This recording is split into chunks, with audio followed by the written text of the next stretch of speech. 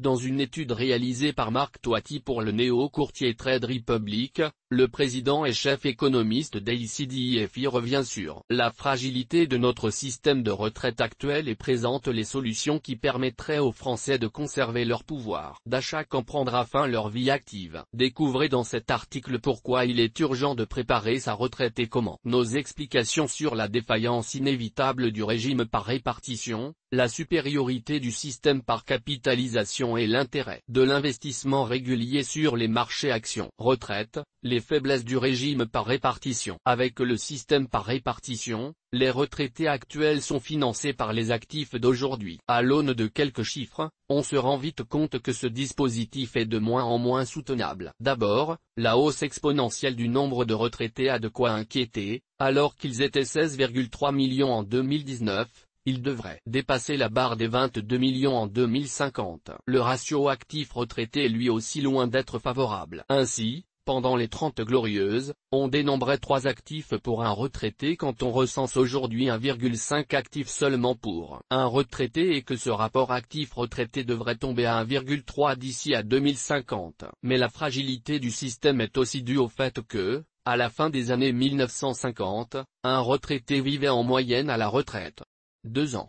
Et que l'espérance de vie à la retraite ne cesse bien sûr depuis de grimper, 10 ans dans les années 1980, 15 ans dans les années 1990, 23 ans aujourd'hui, et les projections du Conseil d'orientation des retraites tablent sur 30 ans pour la génération née dans les années 2000. Toutes les données macroéconomiques, démographiques et conjoncturelles indiquent l'impossibilité de maintenir une retraite individuelle par répartition correcte. Si nous ne faisons rien, les générations des années 1990 et 2000 perdront près de 40% de pouvoir d'achat au moment de prendre leur retraite, alerte Marc Toiti. Les Français ont bien compris la gravité et l'urgence de la situation. Dans une enquête IFOP pour le courtier en ligne Trade Republic réalisée en juillet 2021, on apprend que les 2/3 des actifs se disent sceptiques vis-à-vis du système actuel de retraite. Les atouts du système de retraite par capitalisation. Avec le système de retraite par capitalisation, les retraités pourront compter pendant leur retraite sur l'ensemble des sommes épargnées pendant leur vie active,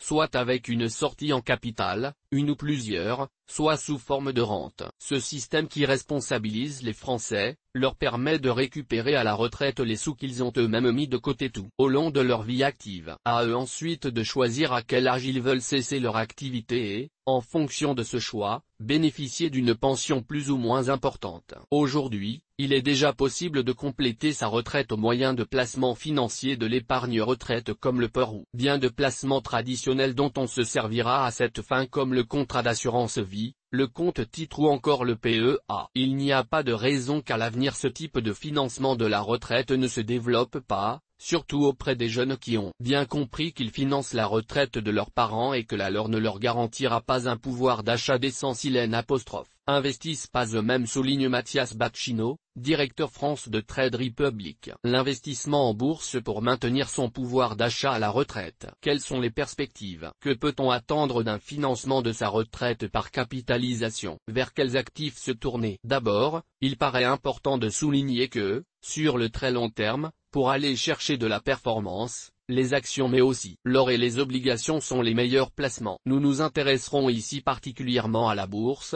les actions étant des actifs à la performance particulièrement attractive sur le long terme et sur lesquels il est facile de se positionner via des titres vifs ou des ETF depuis de très nombreuses enveloppes. Unités de compte de l'assurance vie, compte titre, PEA.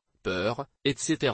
Pas besoin d'être riche pour préparer le financement de sa retraite via les marchés actions. Il suffit d'être patient, régulier, et d'y consacrer une ou quelques centaines d'euros tous les mois. Pour cela, vous pouvez mettre en place des versements programmés sur une ou des enveloppes qui vous permettront d'investir en bourse. À la clé, l'assurance de conserver un pouvoir d'achat intact sans travailler plus longtemps. Prenons l'exemple de l'étude ACDFI Trade Republic réalisée par Marc Toiti. Un épargnant décide d'investir tous les mois 100 euros sur un ETF MSCI Euro Amundi en 2012, correspondant à un panier de valeur grande et moyenne capitalisation de la zone euro. En juillet 2021, il possède 21 500 euros, pour une mise totale de 11 400 €, soit un rendement total de 88%. Imaginons maintenant que notre investisseur se soit contenté du fonds euro d'une assurance vie avec un rendement garanti de 1%. En juillet 2021, il possède 11 950 €, pour une mise totale de 11